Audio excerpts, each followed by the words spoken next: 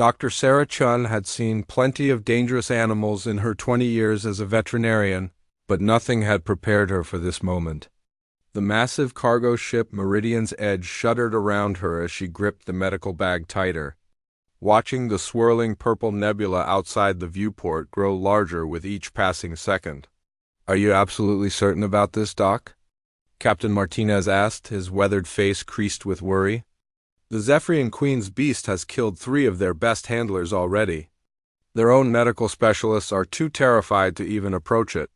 Sarah adjusted her glasses and checked her equipment one more time. The emergency call had come through the Galactic Veterinary Network just 6 hours ago. The Zephyrian Empire, one of the most powerful alien civilizations in known space, was facing an unprecedented crisis. Their queen's prized companion, a creature they called the Vorthek, had fallen gravely ill and become violently aggressive. Without treatment, it would die within days. And according to Zephyrian law, the death of the queen's beast would mean the end of her reign and potentially throw their entire empire into chaos. "Someone has to try," Sarah replied, surprising herself with how steady her voice sounded. "Besides, I've dealt with angry grizzly bears and wounded lions. How different can it be?" The ship's communication system crackled to life with an alien voice speaking in heavily accented standard. "Human vessel.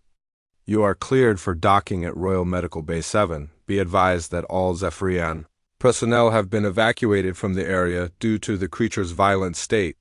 Through the viewport, Sarah could see the massive Zephyrian capital ship approaching. It was easily 10 times the size of their transport, its crystalline hull gleaming with an otherworldly beauty that took her breath away. Towers and spires jutted from its surface like a floating city, and she could see thousands of lights twinkling within its transparent walls. "First time seeing a Zephyrian royal vessel?" Captain Martinez noticed her amazement.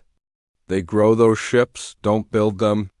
Living crystal technology that's thousands of years ahead of anything we humans have developed." As they docked, Sarah felt the familiar mixture of excitement and nervousness that came before treating a dangerous animal. But this time, the stakes were higher than she had ever imagined. The fate of an entire empire might rest in her hands. The airlock hissed open, revealing a reception committee of 3 Zephyrians. They were tall, elegant beings with translucent skin that seemed to shimmer with internal light. Their leader, introducing herself as High Physician Kalthara, bowed respectfully. "Dr. Chun, we are grateful you have come. I must warn you, the Vorthak is unlike any creature in your experience. It is a sentient being, capable of thought and emotion, but its pain has driven it to madness. It has already injured several guards who attempted to sedate it." Sarah nodded, following the alien physicians through corridors that seemed to pulse with life. The walls were warm to the touch and glowed softly, as if the entire ship was one massive organism. "Tell me about its symptoms and behavior patterns." "The Vorthik has been the Queen's companion for over 2 centuries, Kalthara explained as they walked. 3 days ago, it began showing signs of distress. Refusal to eat, excessive vocalizations, and aggressive behavior toward anyone who approaches. Our scanners detect some form of internal blockage, but we cannot get close enough for a detailed examination." They arrived at a heavily reinforced doorway marked with warning symbols in multiple alien languages. Through a thick viewing window, Sarah caught her first glimpse of the creature that had terrorized an entire alien medical staff. The Vorthak was magnificent and terrifying in equal measure.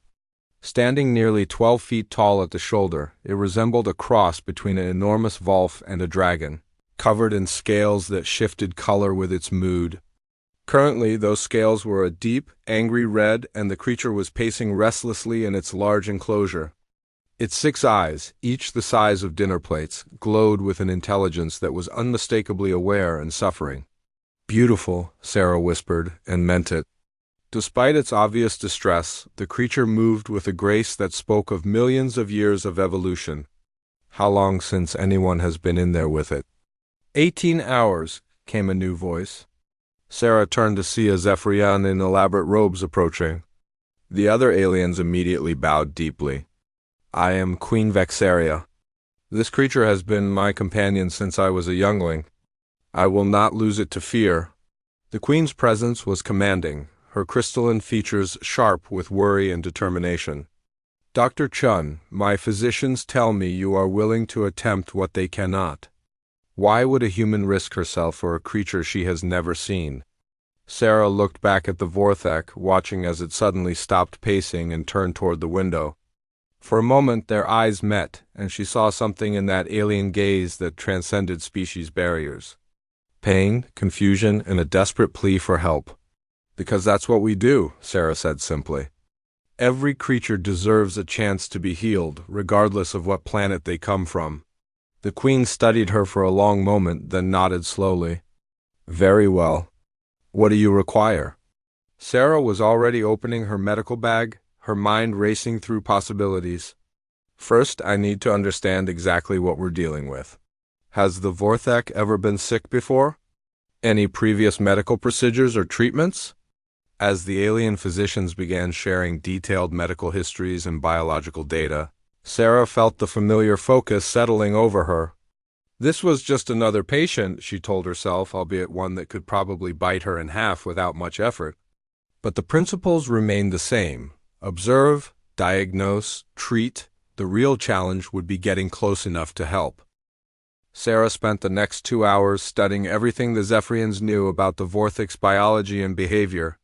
The creature was indeed highly intelligent, capable of complex emotional bonds and even basic telepathic communication with Zephyrians. Its digestive system was unlike anything in Earth's fossil record, with multiple stomach chambers and the ability to process both organic matter and certain crystalline minerals that were common in Zephyrian space. The blockage appears to be here. High Physician Kalthara indicated on a 3-dimensional biological scan. But we cannot determine what is causing it without closer examination. Our instruments are not designed for such an uncooperative patient. Queen Vexaria stood beside them, her luminous skin flickering with patterns that Sarah had learned indicated deep concern among her species. In the past, when Vorthak was injured, I could calm it through our mental connection. But its pain is so intense now that it cannot focus enough to communicate properly. Sarah studied the scans carefully, noting the similarities to cases she had treated back on Earth. This blockage pattern reminds me of something I've seen in large predators before. Sometimes they swallow objects they can't digest, either by accident or because illness affects their judgment. She paused, an idea forming. Has the Vorthek had access to any new materials recently? Anything it might have eaten that wasn't part of its normal diet? The Queen and her physicians exchanged glances. 3 days ago we had visiting dignitaries from the Corvin Syndicate, Kalthara admitted reluctantly. They brought gifts, including decorative crystals from their homeworld. It is possible that Vorthek investigated them while we were distracted by the ceremonies. Corvin crystals are highly toxic to most species, Queen Vexaria added with growing alarm. If Vorthek ingested even a small piece, Sarah nodded grimly. That would explain the blockage and the behavioral changes. Toxicity could cause both physical obstruction and neurological symptoms. She closed her medical bag with a decisive snap. I need to get in there and examine the patient directly. The room fell silent. Through the viewing window, they could all see the Vorthak as it suddenly roared in pain, a sound that made the crystalline walls of the ship vibrate. The creature's scales had shifted to an even deeper red, and it was now clawing at the floor with talons that could have shredded steel. Dr. Chun, Kalthara said carefully, I do not think you fully understand the danger. The Vorthak in this state could kill you before you took 3 steps into its enclosure. Maybe, Sarah agreed, pulling on a pair of thick protective gloves, but I won't be going in unprepared. Do you have any sedatives that might slow it down without making the toxicity worse? We have tried everything in our medical arsenal, the Queen said desperately. Its metabolism is too accelerated from the poisoning. Standard sedatives are metabolized too quickly to be effective. Sarah smiled for the first time since arriving on the ship. Then it's a good thing I brought my own supplies. She opened a specialized case and withdrew several syringes filled with a cloudy blue liquid. This is a sedative compound I developed for treating Earth's megafauna. It's designed to work on creatures with enhanced metabolisms and high stress responses. The Zephyrion stared at the human-made medicines with a mixture of hope and skepticism. You would risk using an untested compound on the Queen's companion? Kelthara asked. Sometimes untested is all we have, Sarah replied, checking her equipment one final time. But I've used variations of this formula on everything from angry elephants to wounded polar bears. The basic biochemistry should be similar enough. Queen Vixaria moved to stand directly in front of Sarah, her 6-foot frame still towering over the human veterinarian. If you can save Vorthak, my empire will be in your debt forever. But if you fail, if you die in there, I will have lost both my oldest friend and a being who showed courage when all others showed fear. I understand the risks, Sarah said quietly. But I also understand that without treatment, the Vorthak will die anyway. At least this way, there's a chance. She turned toward the enclosure entrance, then paused. I'll need someone to monitor my vital signs and be ready to pull me out if things go badly. And I'll need the Queen to try maintaining that telepathic connection, even if it's difficult. The Vorthak needs to know that I'm trying to help, not harm. As they prepared the monitoring equipment and communication links, Sarah focused on centering herself mentally. This was the moment that separated good veterinarians from great ones. The willingness to step into danger for the sake of a suffering creature, regardless of species or planet of origin. Through the window, the Vorthak suddenly stopped moving and turned toward them again. Its massive head tilted slightly, as if sensing the change in activity around its prison. For just a moment, its scales flickered to a lighter shade of red, and Sarah could swear she saw curiosity in those alien eyes. It knows something is different, Queen Vexaria whispered, placing her hand against the viewing window. Perhaps it can sense your intentions. Sarah checked her sedative injector one final time and moved toward the airlock that would take her into the enclosure. Then let's hope it understands that help is finally coming. The heavy door began to cycle open with a deep mechanical hum. Beyond it lay 12 feet of alien apex predator, poisoned and in agony, capable of killing her with a single swipe of its claws. But also beyond it lay the possibility of healing, of proving that compassion and medical skill could bridge any gap between species. Sarah Chun took a deep breath and stepped forward into the unknown. The moment Sarah stepped through the airlock, the Vorthak went completely still. The massive creature's head swiveled toward her with predatory precision, and she found herself staring into 6 luminous eyes that seemed to look straight into her soul. The air in the enclosure was thick with the scent of alien biology and the metallic tang of distress pheromones. For several heartbeats, neither human nor creature moved. Sarah could hear her own breathing through the communication link, along with the worried whispers of the Zephyrian medical team watching from outside. The Vorthak's scales had shifted to a deep amber color, which according to her briefing indicated uncertainty and wariness. Easy there, beautiful, Sarah murmured in the same gentle tone she had used with countless frightened animals over the years. I know you're hurting. I'm here to help. The creature's massive head tilted slightly, and its scales flickered between amber and red.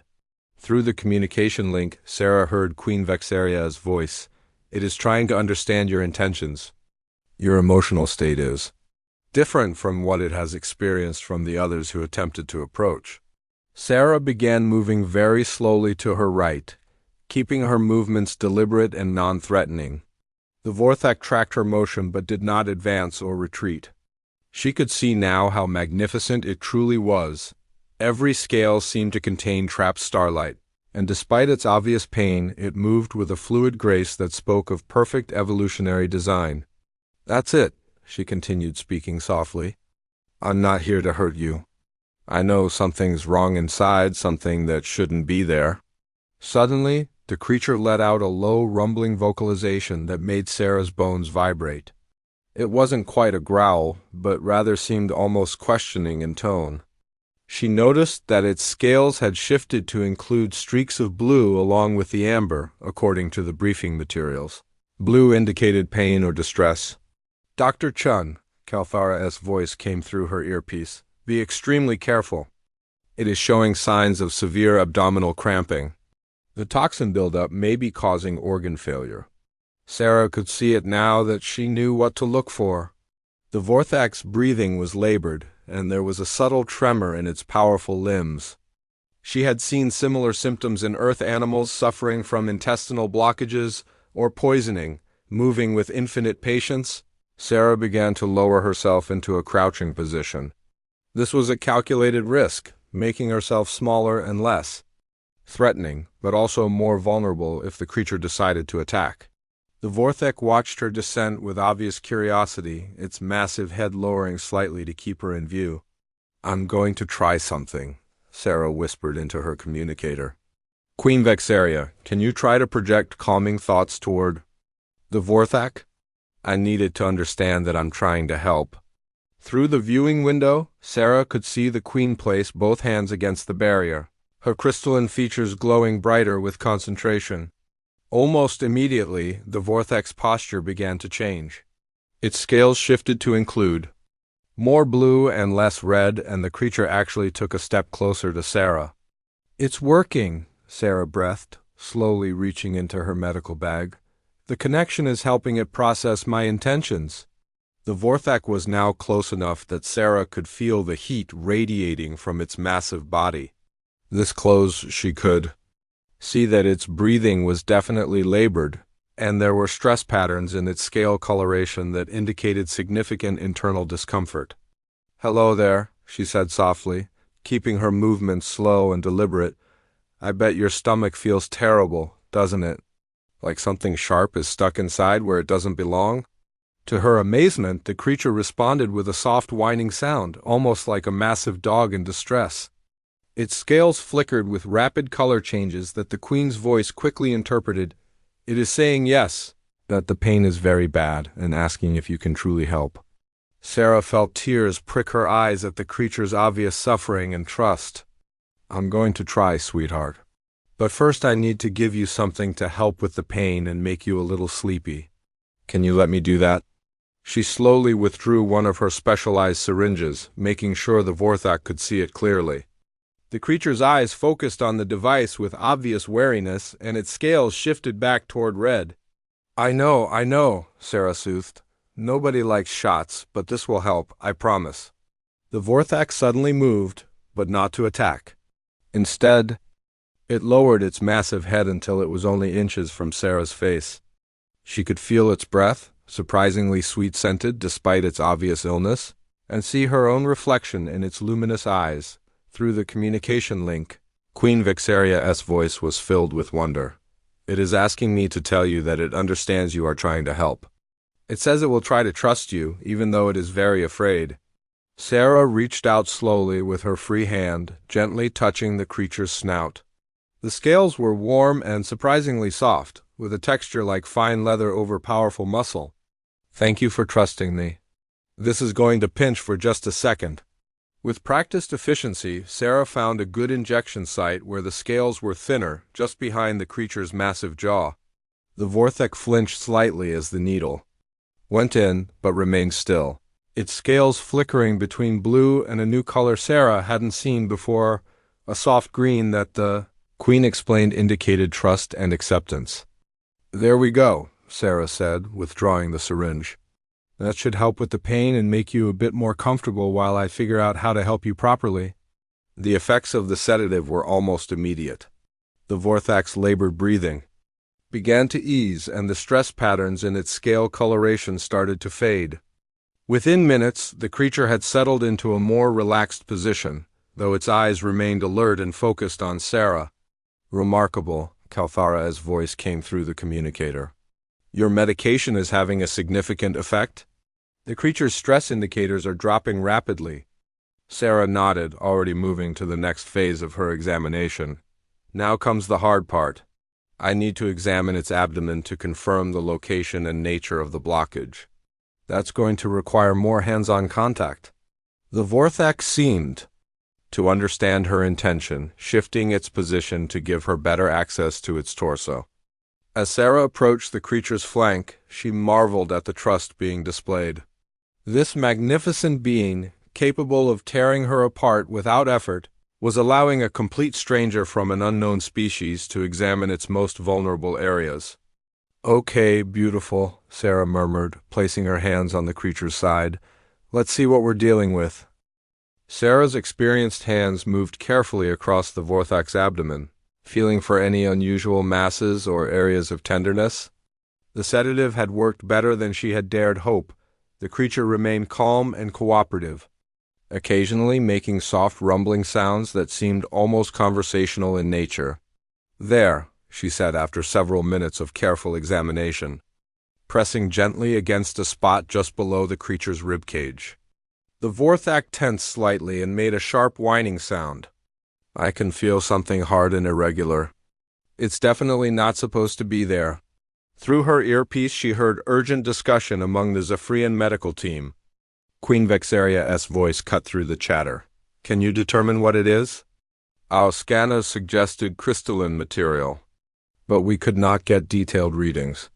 Sarah continued her palpation, using techniques she had learned from examining everything from zoo elephants to farm horses. Back on Earth, the mass was roughly the size of a large grapefruit, with sharp edges that explained why the creature was in such distress. "It feels like crystal, all right," she confirmed. "Probably one of those Corvan gift stones. From the shape and position, I'd say the Vorthak swallowed it whole, and it's now lodged in the junction between the second and third stomach chambers." Is it operable?" Queen Vexaria asked, her voice tight with worry. Sarah was quiet for a moment, running through the possibilities in her mind. Surgery on an unknown alien species was risky beyond calculation, but the alternative was certain death from toxicity and organ damage.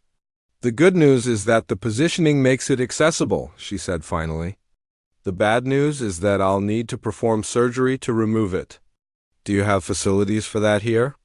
"We have a fully equipped medical bay," Kalthara replied immediately. "But Dr. Chun, we have no surgical protocols for this procedure." "You would be operating completely without reference materials or backup procedures." Sarah looked into the Vorthak's trusting eyes and made her decision. "Then we'll have to improvise. I've done emergency surgery on species I'd never seen before, granted.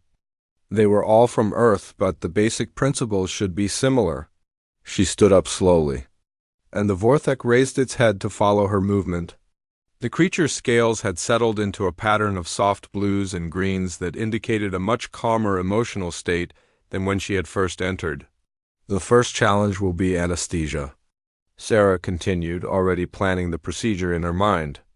"I have general anesthetics in my kit, but I'll need to calculate dosages based on the creature's estimated weight and metabolism." "Vorthak mass is approximately 2,000 kilograms," Queen Vexaria provided.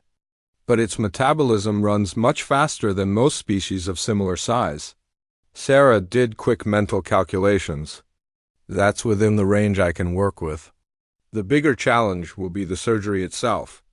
I'll need to open the abdomen, locate the crystal, and remove it without damaging any vital organs that I know nothing about." Through the viewing window, she could see the growing crowd of Zephyrian medical personnel and court officials gathering to watch. The weight of expectation was enormous, not just for the life of one creature, but potentially for the stability of an entire galactic empire. "Dr. Chun," came a new voice through her communicator. "This is Admiral Kexivan, commander of the Royal Fleet. I must ask, are you certain you can perform this procedure?" "The risks are enormous," Sarah finished for him. "But so is the cost of doing nothing. The Vorthak will die within hours without intervention. At least surgery gives us a chance." The creature suddenly moved, extending its massive head toward Sarah again. This time, it gently nuzzled against her shoulder with surprising delicacy, and she could feel the rumbling purr-like sound it was making. "What is it saying?" Sarah asked the Queen. "It is thanking you for trying to help, and saying that it is ready to trust you completely with its life." Queen Vexaria's voice was thick with emotion. "It also wants you to know that it understands you are not like the others who were afraid." Sarah felt a lump in her throat. The courage and trust being displayed by this magnificent creature was humbling beyond words. "Tell it that I promise to do everything I can." and that humans never give up on their patients. She spent the next 30 minutes preparing for the surgery, while the Zephyrian medical team converted their main surgical bay for the procedure. The Vorthak remained calm and cooperative as Sarah took blood samples and vital signs, establishing baselines she would need to monitor during the operation. "Your sedative is still holding well," Kalthara observed as they prepared to move the creature. "But will it be sufficient for major surgery?" "I'll need to supplement it with general anesthesia once we're in the surgical bay," Sarah replied. "The key is finding the right balance, enough to keep the patient unconscious and pain-free, but not so much that we compromise its already stressed cardiovascular system." The Vorthak was surprisingly cooperative about being moved to the surgical bay, following Sarah and the medical team with the trust of a creature that had bonded with its caregiver. The surgical facility was unlike anything Sarah had ever seen. Organic-looking walls that could be sterilized with pulses of ultraviolet light, and medical instruments that seemed to grow from crystalline matrices rather than being manufactured. "Fascinating technology," Sarah murmured as she examined the surgical tools. "Are these instruments compatible with carbon-based biology?" "They are designed to work with any known biological system," Kalthara assured her. "But they respond to the operator's intentions through bio-neural interface technology. You may find them unusual to use." Sarah placed her hand on one of the surgical instruments and was amazed to feel it respond to her thoughts, reshaping itself into a configuration that felt familiar and comfortable in her grip. This might actually make things easier. The instruments can adapt to surgical techniques I'm familiar with. As they prepared the Vorthak for anesthesia, Sarah noticed Queen Vexaria positioning herself where she could maintain visual contact with her companion. The Queen's luminous skin was flickering with rapid patterns that spoke of deep emotional distress. "Your Majesty," Sarah said gently, "I know this is difficult, but I need you to try to stay calm. The Vorthak can sense your emotional state, and we need it to remain relaxed during the procedure." The Queen nodded, visibly working to control her anxiety. 200 years I have been bonded with this creature. It has been my closest friend, my confidant, my protector. If I lose it, you won't," Sarah said with quiet confidence. "We're going to get that crystal out and send your friend home healthy. That's a promise from one caregiver to another." As the anesthetic began to take effect and the Vorthak's breathing deepened into the regular rhythm of unconsciousness, Sarah made her final preparations. This would be the most challenging surgery of her career, operating on an unknown alien species with improvised techniques and equipment she had never used before. But as she looked at the peaceful expression on the creature's face and the desperate hope in Queen Vexaria's eyes, Sarah knew she was exactly where she needed to be. The surgical bay fell silent except for the steady rhythm of the Vorthak's breathing and the soft hum of monitoring equipment. Sarah stood beside the massive creature, her hands steady despite the magnitude of what she was about to attempt. The bio-neural surgical instruments had adapted to her grip and intentions, creating a strange but efficient harmony between human technique and alien technology. "Vitals are stable," Kalthara reported from her position at the monitoring station. "Heart rate is elevated but within acceptable parameters for the anesthesia load." Sarah made her first incision through the creature's scaled hide, marveling at how the Zephyrian surgical tools seemed to anticipate her needs. The scales parted cleanly, revealing muscle tissue that glowed with a faint bioluminescence. She had studied the anatomical scans provided by the medical team, but seeing the actual biology was both beautiful and intimidating. "Fascinating," she murmured as she worked through the layers of tissue. The muscle fibers seemed to be reinforced with crystalline structures. "No wonder this species is so strong." "Those are calcium silicate deposits," Kalthara explained. "They provide enhanced strength and energy storage capabilities. Be careful not to damage the crystalline matrix. It does not regenerate easily." Sarah nodded, adjusting her technique to work around the delicate crystal formations. The Zephyrian instruments proved invaluable, automatically adjusting their cutting patterns to avoid damaging the essential structures while still providing access to the surgical site. First stomach chamber coming into view, Sarah announced as she gently moved aside the alien organ systems. The anatomy is remarkably logical despite being completely unlike anything from Earth. Queen Vexaria watched from her position at the observation window, her hands pressed against the barrier. Sarah could see the queen's skin flickering with rapid color changes that spoke of extreme anxiety despite her attempts to remain calm. "There's the junction between the second and third chambers," Sarah said, identifying the location where the blockage should be. "I can see distension and inflammation. The crystal is definitely causing significant irritation to the surrounding tissues." She carefully opened the affected stomach chamber and immediately saw the problem. A corvin crystal approximately the size of a human head was wedged firmly in the narrow passage between chambers. Its sharp edges had caused significant tissue damage, and the surrounding area was inflamed and beginning to show signs of necrosis. "Got it," Sarah announced. "The crystal is larger than we estimated, and it's caused more damage than the scans indicated. I'm going to need to be very careful removing it." "Dr. Chun," Admiral Kexivan's voice came through the communicator, "how much longer will the procedure take?" "We're receiving urgent communications from across the Empire about the Queen's beast." "Surgery takes as long as surgery takes," Sarah replied firmly, not looking up from her work. "I won't be rushed when a life is at stake." The crystal was wedged more firmly than she had anticipated. Its irregular shape had created a mechanical lock in the stomach junction, and simply pulling it free could cause catastrophic tissue damage. Sarah had to carefully work around each protruding edge, using microsurgical techniques to free the obstruction without tearing vital structures. "Interesting," she commented as she worked. "The crystal seems to have some kind of energy field around it. Is that normal for corvin minerals?" "Corvin crystals are naturally charged with exotic matter," Kalthara explained. "That energy field is likely what made the crystal so toxic to the Vorthax system." Sarah could feel the truth of that statement. The surgical instruments reported strange readings whenever they came into direct contact with the crystal, and she could sense that the energy field was interfering with the creature's natural healing processes. "That explains the rapid deterioration," Sarah realized. "The energy field has been preventing normal tissue repair while simultaneously causing cellular damage. We need to get this out immediately." Working with infinite patience, Sarah gradually freed the crystal from its lodged position. The moment it came loose, the Vorthax vital signs immediately began to improve, and the inflammation in the surrounding tissues visibly decreased.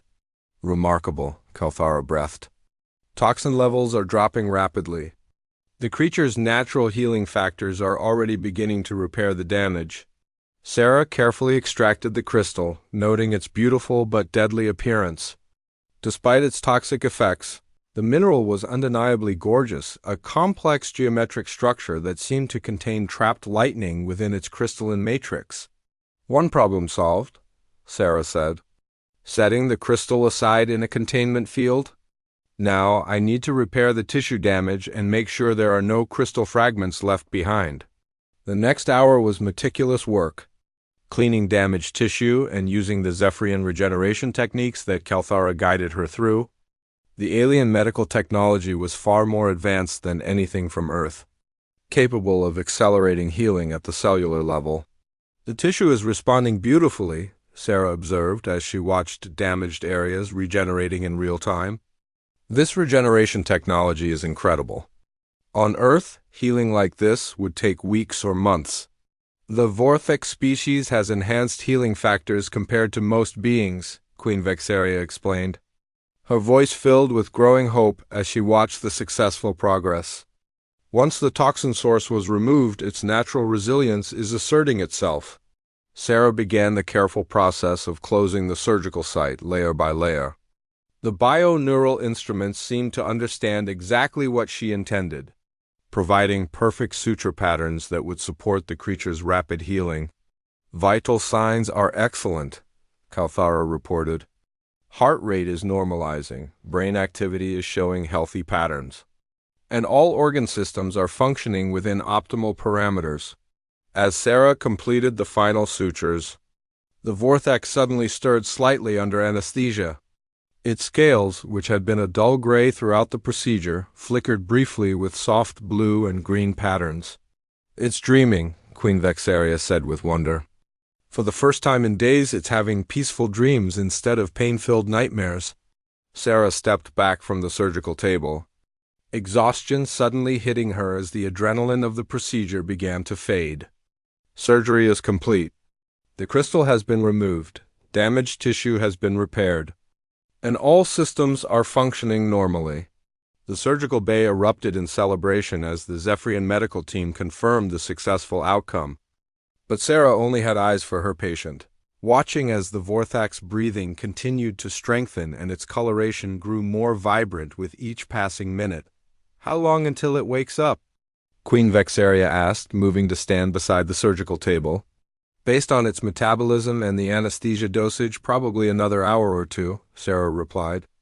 "But when it does wake up, it should be feeling much better than it has in days."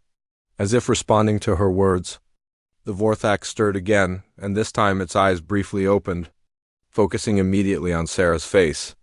For just a moment she saw recognition and gratitude in that alien gaze, before the creature drifted back into healing sleep. "I think," Sarah said with a tired smile, "this patient is going to make a full recovery." 3 hours later, Sarah sat in a comfortable chair beside the recovery area, watching as the Vorthak gradually awakened from anesthesia. The creature's recovery had been remarkable. Its vital signs were stronger than they had been since before the poisoning began, and its scales now displayed the healthy, vibrant colors that indicated comfort and contentment. "Dr. Chun," Queen Vexaria approached, carrying an elaborate crystal goblet filled with what appeared to be liquid starlight. "This is Valthara, a traditional Zephyrian drink of gratitude and celebration. I would be honored if you would share it with me." Sarah accepted the goblet with curiosity, noting how the liquid seemed to glow with its own internal light. "What is it made from?" "Distilled essence from the heart flowers of our homeworld, combined with minerals from our deepest crystal caves," the Queen explained. "It is only shared during moments of profound significance." As Sarah tasted the drink, she was surprised by its delicate, almost musical flavor that seemed to resonate through her entire nervous system. The effect was both energizing and deeply calming, like drinking liquid serenity. "It's beautiful," Sarah said honestly. "Thank you for including me in your traditions." The Vorthak chose that moment to fully open its eyes, and this time they were clear and alert. The creature's massive head turned toward the two women, and its scales immediately brightened into patterns of joy and recognition. It made a soft, melodic sound that was completely different from the pain-filled cries they had heard during its illness. "It is saying hello and thank you," Queen Vexaria translated, tears of relief flowing down her crystalline cheeks. "It says the pain is gone and it feels strong again." Sarah approached the recovery bed slowly, allowing the Vorthak to see her clearly. To her amazement, the creature extended one massive paw toward her, palm upward in what was unmistakably a gesture of greeting and gratitude. "Hello there." "Beautiful," Sarah said softly, placing her much smaller hand against the creature's palm. "How are you feeling?" The response was immediate and joyful. The Vorthak's scales exploded into brilliant patterns of gold, green, and blue, while it made a series of complex vocalizations that sounded almost like singing. "It is telling you that you have saved not just its life, but its connection to me and to its purpose," Queen Vexaria interpreted. "It says that you are the first being from another species who understood that healing requires both skill and compassion." "It's saying more than that," came a new voice. Sarah turned to see High Physician Kalthara approaching with a concerned expression. "Dr. Chun, there is something you should know about what you have accomplished here." Sarah frowned. "Is there a problem with the surgery?" All the readings indicated complete success. "The surgery was perfect," Kalthara assured her quickly. "But the implications go far beyond medical treatment. The Vorthak is not simply Queen Vexaria's companion. It is the living repository of our empire's most sacred knowledge and traditions." Queen Vexaria nodded solemnly. The bond between ruler and Vorthak has existed for over 3,000 years. When a Vorthak dies, it passes its accumulated knowledge to its successor through a process we do not fully understand. But if a Vorthak dies while sick or in pain, that knowledge is lost forever. Sarah felt the weight of this revelation settling over her. You're saying that if the Vorthak had died from the poisoning ... our entire cultural heritage would have died with it, the Queen confirmed. 3 millennia of accumulated wisdom, scientific discoveries, artistic achievements, and spiritual insights. Gone forever. The Vorthak seemed to sense the gravity of the conversation. It carefully moved to a sitting position and fixed its luminous eyes on Sarah, making a series of complex sounds that seemed almost like formal speech. It is offering you the highest honor our species can bestow, Queen Vexaria translated with obvious awe. It wishes to share memories with you, to show you some of the knowledge it carries, as thanks for preserving it for future generations. Is that safe? Sarah asked, both intrigued and cautious. I'm not telepathic like your species. The Vorthak believes your mind is strong enough to handle the experience, Kelthara said, and such an offer has never been made to an alien being before. You would be the first non-Zephyrion to experience our ancestral memories.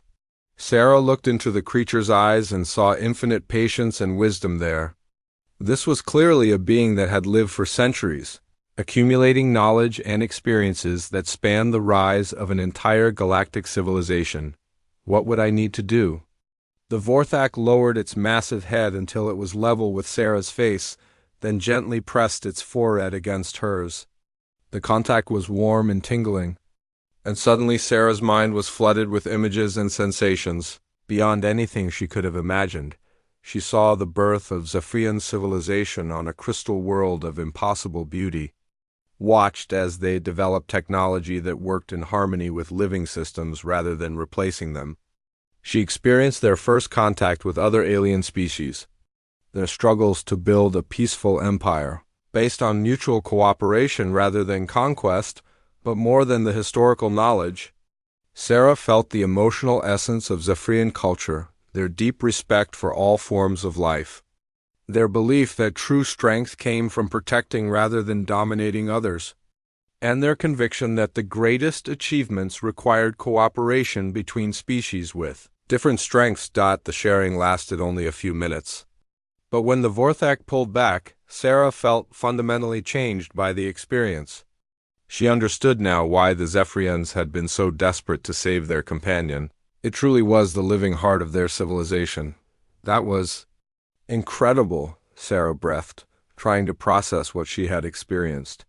I understand now why this creature is so important to your people. And now you carry a small piece of our heritage within your own memories, Queen Vexaria said with deep satisfaction. Should anything ever happen to both the Vorthak and our records, that knowledge will live on through you. Sarah looked back at the magnificent creature, now resting peacefully in its recovery bed with scales displaying the contentment patterns of perfect health. The bond between healer and patient had transcended species barriers to become something deeper, a connection between civilizations based on mutual respect and shared commitment to preserving life. Dr. Chen, Admiral Kexivan approached with formal bearing. On behalf of the entire Zephyrian Empire, I would like to extend an invitation. Would you consider serving as our liaison for interspecies medical cooperation? Your success here has proven that healing transcends all boundaries of biology or culture. Sarah smiled, realizing that this adventure was just the beginning. I think I'd like that very much. There's a whole galaxy full of creatures that might need help someday. The Vorthak made one final sound, a deep, harmonious note that seemed to resonate through the ship's very structure. Queen Vexaria translated with a radiant smile. It says, "Welcome to the family, Sister of Healing." 6 months later, Dr. Sarah Shun stood on the observation deck of the newly constructed Interspecies Medical Research Station, watching ships from dozens of different alien civilizations dock at the facility. What had begun as an emergency call to save one creature had evolved into something she could never have imagined: the first galactic veterinary and medical cooperation center. The Andromedan delegates have just arrived, announced Dr. Kekstani, the young Zephyrian physician who had become Sarah's research partner and closest friend. They're bringing case files on some kind of crystalline plague affecting their silicon-based livestock. Sarah nodded, reviewing the preliminary reports on her tablet. The work had been challenging beyond anything she had experienced on Earth, but also incredibly rewarding. Each new species brought unique medical challenges and, more importantly, unique solutions that could benefit others. "Any word from Queen Vexaria about how the Vorthak is doing?" Sarah asked. Kekstani's scales shimmered with amusement. "She sends her regards and says the Vorthak is driving the palace healers crazy with its energy levels. Apparently it's been trying to teach young Zephyrians some of the ancient hunting techniques it remembers." Through the viewports, Sarah could see the approaching Andromedan ship, a massive geometric structure that defied conventional understanding of spacecraft design. The Andromedans were silicon-based beings whose biology was so different from carbon-based life that treating their ailments required completely new approaches to medicine. "Dr. Chun?" A familiar voice drew her attention. She turned to see Captain Martinez approaching, now wearing the insignia of the Galactic Medical Corps. "The Andromedan delegation is requesting your presence specifically for their briefing. Something about wanting to meet the healer who speaks to impossible patients." Sarah smiled at the description. Word of her success with the Vorthak had spread throughout the known galaxy, often growing in the telling until she was credited with almost mythical healing abilities. The reality was more mundane but no less satisfying. She had simply treated an alien patient with the same care and respect she would show to any Earth animal. "Tell them I'll be right there. Has the Universal Translation Matrix been updated?" "For their biochemical terminology?" "Updated and tested," Kekstani confirmed. "Though I suspect we'll still need to improvise quite a bit. Silicon-based biology doesn't translate well to our carbon-based medical databases." As they made their way to the main conference room, Sarah reflected on how much her life had changed. She was now the director of the galaxy's first xenological veterinary program, with a staff of medical professionals from 15 different species. More importantly, she had helped establish protocols for cross-species medical cooperation that were already saving lives across multiple civilizations. The conference room was filled with beings of various shapes and sizes, but Sarah's attention was immediately drawn to the Andromedan delegates. They appeared to be living crystal formations, their bodies refracting light in patterns that hurt to look at directly. Their method of communication involved modulated electromagnetic pulses that the translation matrix converted into spoken language. "Dr. Sarah Chun," the lead delegate's synthesized voice resonated through the room, "we have traveled far to seek your assistance. Our symbiotic organisms are succumbing to a crystalline degradation that our finest healers cannot understand or treat."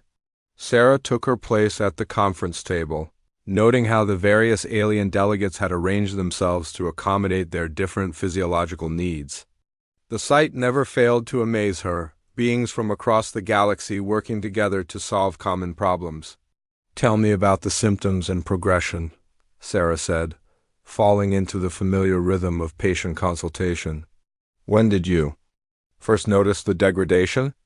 As the Andromedans described their crisis, Sarah found herself once again facing the challenge of applying Earth veterinary principles to completely alien biology.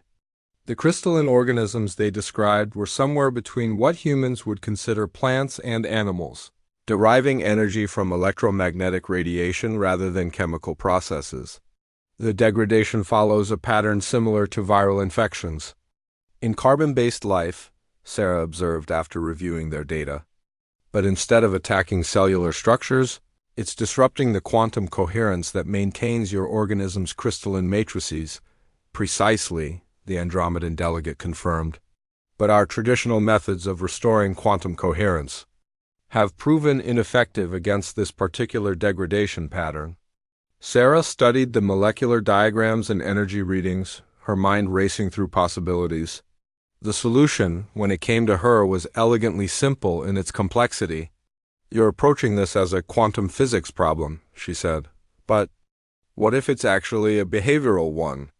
In carbon-based organisms, many diseases persist because they find ecological niches where they can thrive. What if your crystalline plague has found a similar niche in the electromagnetic environment of your organisms? The room fell silent as the various delegates processed this perspective. Finally, the Andromedan's patterns shifted to what the translation matrix indicated was excitement. You suggest we alter not the organism's quantum state, but the electromagnetic environment that supports the plague's survival, the delegate said. This is a completely novel approach to our problem. It's how I would treat a parasitic infection in Earth animals, Sarah explained. Sometimes you can't attack the parasite directly, but you can make its host environment uninhabitable. Dr. Kexfani was already pulling up compatibility charts on his tablet. We have electromagnetic field generators that could create the environmental changes, Dr. Chun suggests. The Zephyrium bioneural systems could interface with Andromedan technology to create precisely controlled field modifications. As the team began working out the technical details, Sarah felt the familiar satisfaction of a challenging diagnosis coming together. This was what she loved most about this work, the moment when species barriers dissolved and became irrelevant in the face of shared commitment to healing. Dr. Chun, the Andromedan delegate approached her as the session concluded, we would like to extend an invitation for you to visit our homeworld and observe the treatment in action. It would be an honor to have the architect of this solution witness its implementation. Sarah accepted graciously, already looking forward to her first visit to a silicon-based world. As the various delegates departed to begin implementing their cooperative treatment plan, she found herself alone on the observation deck once again, watching the stars and marveling at the universe of possibilities that had opened up since that first emergency call. Her communicator chimed with an incoming message from Queen Vexaria. The holographic image showed the Zephyrian queen standing beside the fully recovered Vorthok, both of them radiating contentment and health.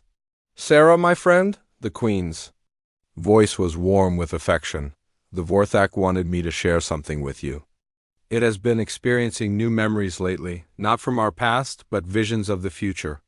It believes your work here will lead to a new era of interspecies cooperation that will transform the galaxy. The image of the Vorthok moved into view, and Sarah could swear she saw recognition and approval in those luminous eyes. The creature made a complex series of sounds that Queen Vexaria translated with obvious emotion. It says to tell you that healing one creates the possibility of healing many, and that you have begun something beautiful that will outlast us all. As the message ended, Sarah looked out at the bustling medical station where beings from across the galaxy work together to preserve life in all its infinite forms. The scared veterinarian who had once stepped into an alien creature's cage had become something she had never expected, a bridge between worlds, proving that compassion and medical skill could indeed transcend any boundary. The work would continue, patient by patient, species by species, building a future where no creature would suffer alone simply because it came from a different world. And at the heart of it all was a simple truth that Sarah had learned from a magnificent alien beast. Healing required not just knowledge and skill, but the courage to care about someone completely different from yourself. The galaxy was vast, full of countless species with countless needs. But for the first time in her life, Sarah Chun felt like she was exactly where she belonged, helping to heal a universe one patient at a time.